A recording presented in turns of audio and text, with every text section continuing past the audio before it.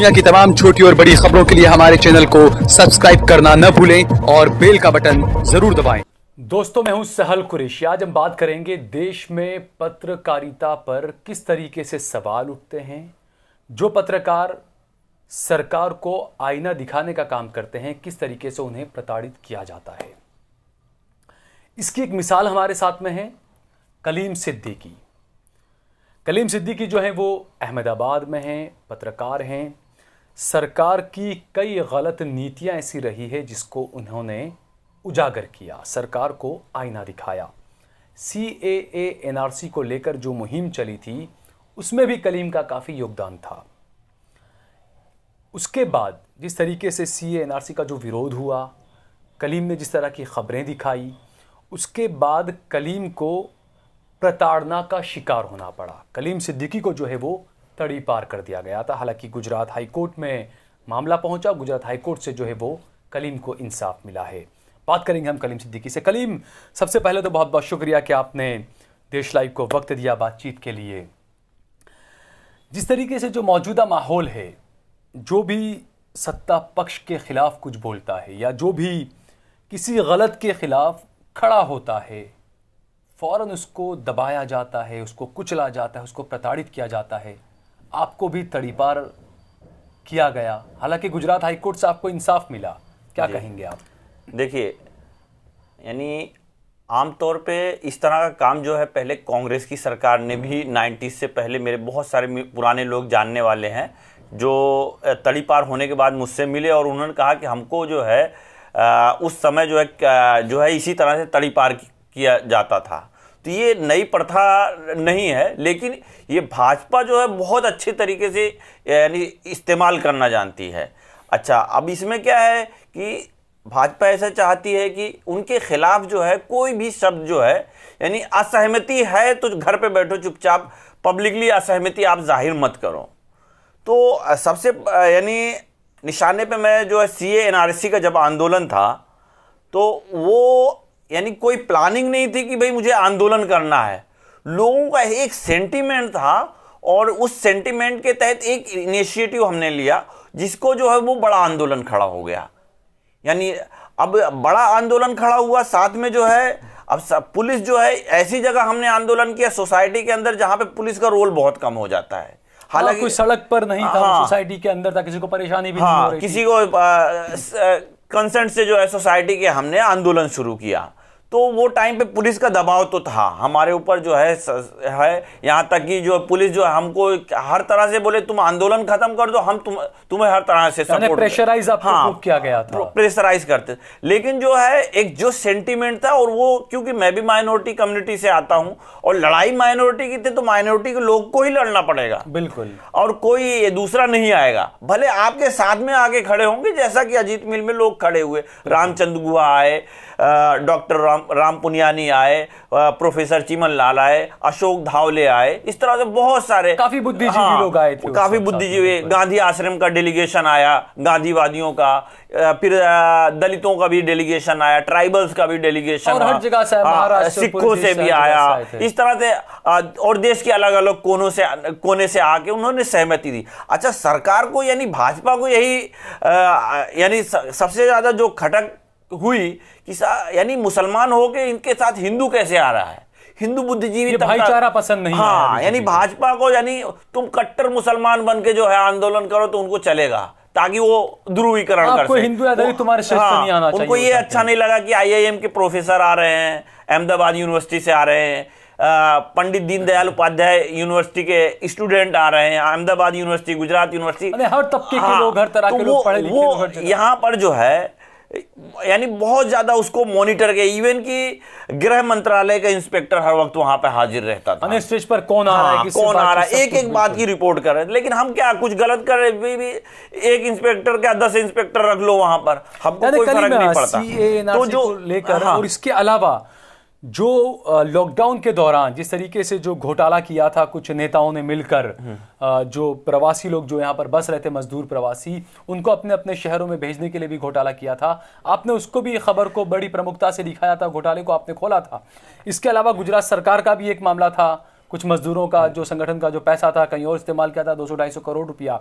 तो आप हमेशा से जो सच्चाई है वो लोगों के सामने रखते रहते हैं, इसीलिए आप कहीं ना कहीं सत्ता पक्ष की आंख की किरकिरी बने हुए। देखिए, गुजरात के अंदर जो है, जब प्रवासी मजदूरों को भेजने का मामला हुआ यूपी, बिहार, बंगाल, दूसरे राज्यों में, तो सरकारें चलती है एक नियम से, बिल्कुल कायदे से एक नीति बनती है, ये काम इस नीति और इस नियम से चला जाएगा, बिल्कुल।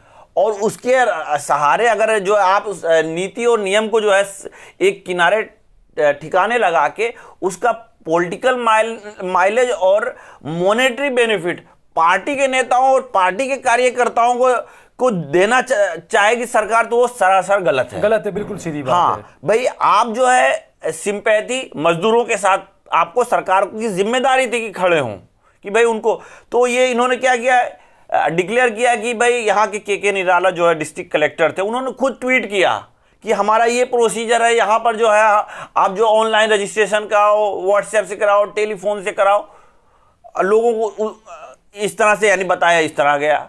तो बहुत सारे लोगों ने वहाँ ऑनलाइन अप्लाई करके इंतजार कर रहे थे उनका नंबर आएगा।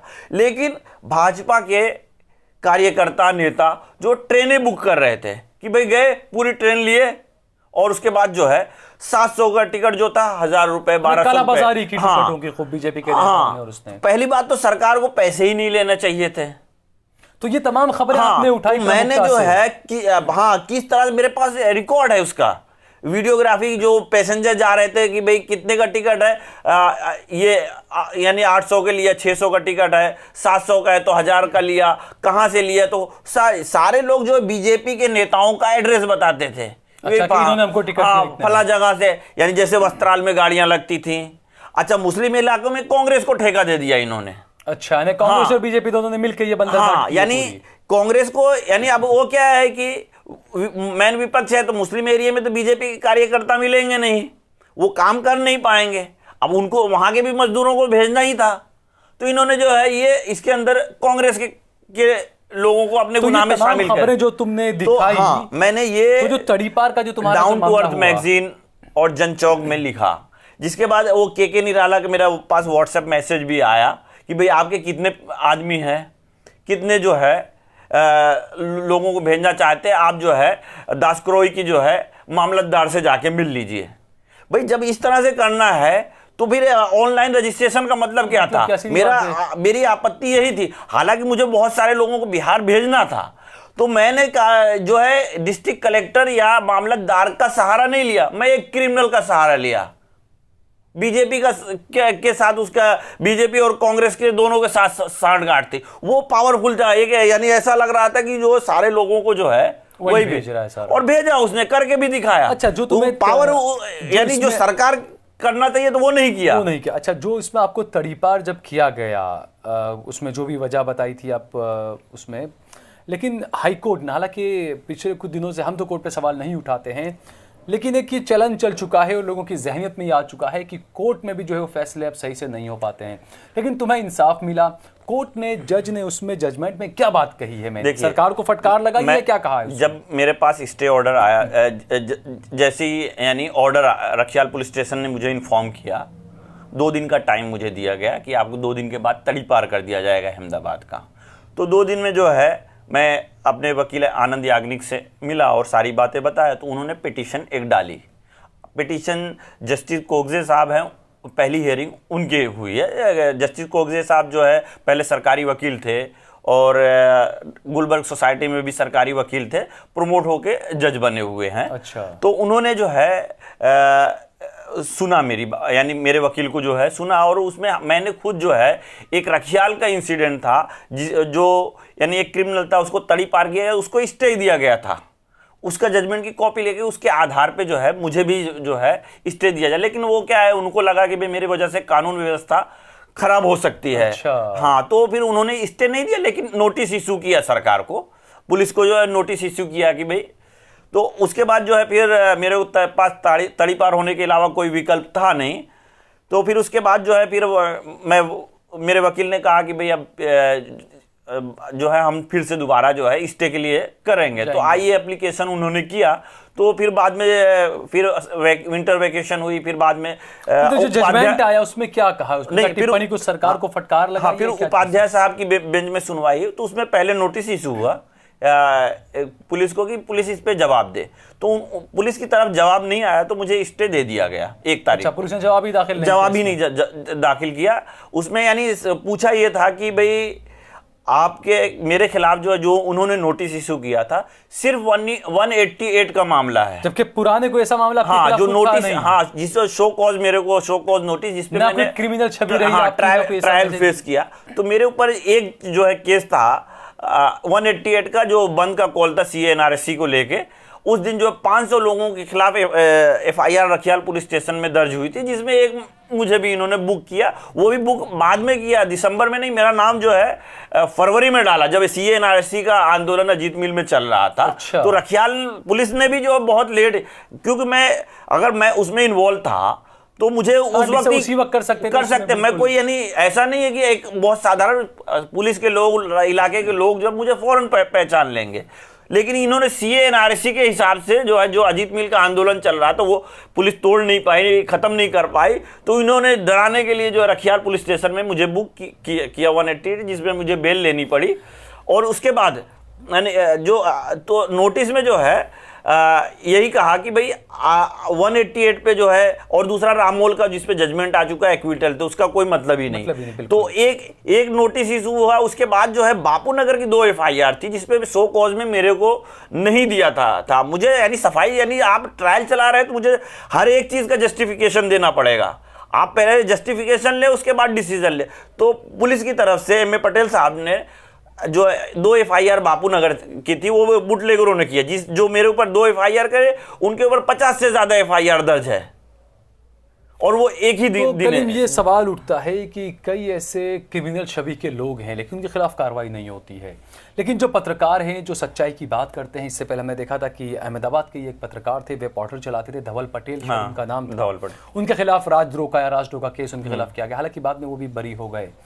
तो पत्रकारों को प्रताड़ित करना, डराना, ये जो चलन चल रहा है, पहले तो ये था कि कहा गया कि गोदी मीडिया पर कंट्रोल कर लिया गया, अब जो है वो सोशल मीडिया पर भी कंट्रोल करने की कोशिश की जा रही है। जब पत्रकारों को ये से दबाया जाएगा तो आम जनता तो अपनी आवाज बिल्कुल उठा नहीं पाएगी, क्या कहेंगे आप? बिल्कुल नहीं उठा पा रहे हैं। बहुत सारे कानून व्यवस्था की हालत गुजरात में बहुत खराब है, खास करके अहमदाबाद में। जो मोदी सोशल मीडिया की देन है इस देश में, सोशल मीडिया की वजह से ही ये सरकार सत्ता में आई, ये कह सकते हैं। बिल्कुल, क्योंकि सोशल मीडिया में जैसी जो लहर पैदा की गई थी, बनाई गई थी, वही अब इनको भारी पड़ रही। सोशल मीडिया में बड़ा जबरदस्त विरोध भी हो रहा है, इसीलिए दबाने की कोशिश की जा रही है। 2014 के बाद केजरी अन्ना का जो आंदोलन था, उसका फायदा जो है सोशल मीडिया के थ्रू नरेंद्र मोदी को मिला। बिल्कुल। लेकिन अब जिस तरह किसानों का आंदोलन हो रहा, मुसलमानों महंगाई और हर चीज को लेकर महंगाई, पेट्रोल डीजल की बात हो रही है, गैस की बात हो रही, जो रोजमर्रा की चीजें हैं। यानी 2013-14 में जो मोदी के समर्थन में जो लहर उठी थी सोशल मीडिया में, अब विरोध की लहर, इस वजह से उसको दबाने की पूरी कोशिश कर रहे हैं। को मोदी सरकार को ऐसा लग रहा है कि ये जो है लहर अगर पैदा हो गई सोशल मीडिया पे, तो हमें 2024 में भारी पड़ सकता है। अब सिर्फ मुसलमानों के का ध्रुवीकरण, जो सोशल मीडिया के जरिए भी ये ध्रुवीकरण करते हैं, तो लेकिन ध्रुवीकरण से सोशल मीडिया बहुत आगे निकल चुका है। हाँ, अब किसानों की बात सोशल मीडिया कर रहा है, जो है पढ़ा लिखा तबका है, जो युवा है, वो सब चीजें देख रहा है, सोशल मीडिया पर वो मोदी का भी विरोध खुलकर कर रहा है। अब युवाओं के अंदर जो एक बेदारी पैदा हुई है, और जो है लोग जो है बहुत सारे आंदोलन भी देख रहे हैं, किसानों का आंदोलन हो, अलग अलग राज्यों में जो ट्राइबल्स का भी आंदोलन है, माइनॉरिटीज के लोग भी आंदोलन। सोशल मीडिया में जो विरोध की जो लहर पैदा हो रही है, शुरू में इसको दबाने की उसके लहर बड़ा रूप ले कि जो जैसे बहुत सारे पत्रकारों को एक सहारा मिल गया, भाई आप कंपनी किसी चैनल से आप निकाल दिए गए, तब यूट्यूब, कोई बात नहीं, बिल्कुल यूट्यूब चैनल बना लिए फेसबुक के जरिए, अब उस पर किसी का कंट्रोल नहीं है। अब मुकेश अंबानी तो जो है यूट्यूबर को दबा नहीं सकते, जो न्यूज पोर्टल पे लिख रहे हैं उनको दबा नहीं सकते, किसी बड़ी कंपनी में न्यूज कंपनी में काम कर रहा है उसको दबा सकते हैं। तो ये चीज भारी पड़ रही है। तो हम लोगों को जो है इसीलिए प्रताड़ित किया जाता है कि इन लोगों को सोशल मीडिया के जरिए प्लेटफॉर्म मिला है, उसको जो है सरकार के विरोध में ये इस्तेमाल कर रहे हैं। ठीक है कलीम, बहुत बहुत शुक्रिया आपका।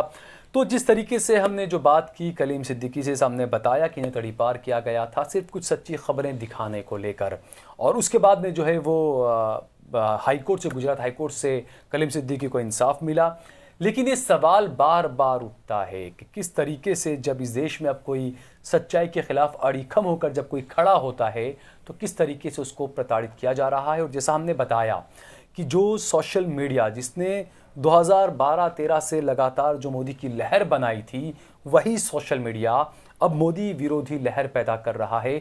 इसलिए वो लहर जो है आगे जाकर सुनामी ना बन जाए, इसलिए उस लहर को दबाने की कोशिश की जा रही है। इसीलिए सोशल मीडिया पर भी जो है वो अब लगाम लगाने की कोशिश की जा रही है। और जो भी पत्रकार हैं, जिन्हें जो गोदी मीडिया कहा जाता है, वहाँ से जो पत्रकार छोड़ कर आ गए या निकाल दिए गए, उन्होंने अपना सोशल मीडिया पर प्लेटफॉर्म शुरू किया, वेब चैनल में, वेब पोर्टल पर लिखने लगे।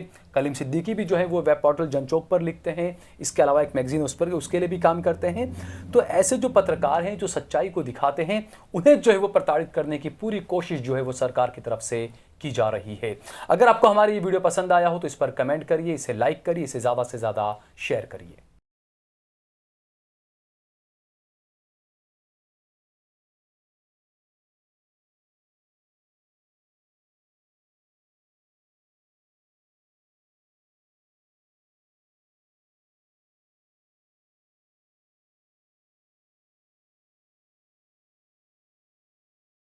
आप देख रहे हैं देश लाइव, देश की आवाज।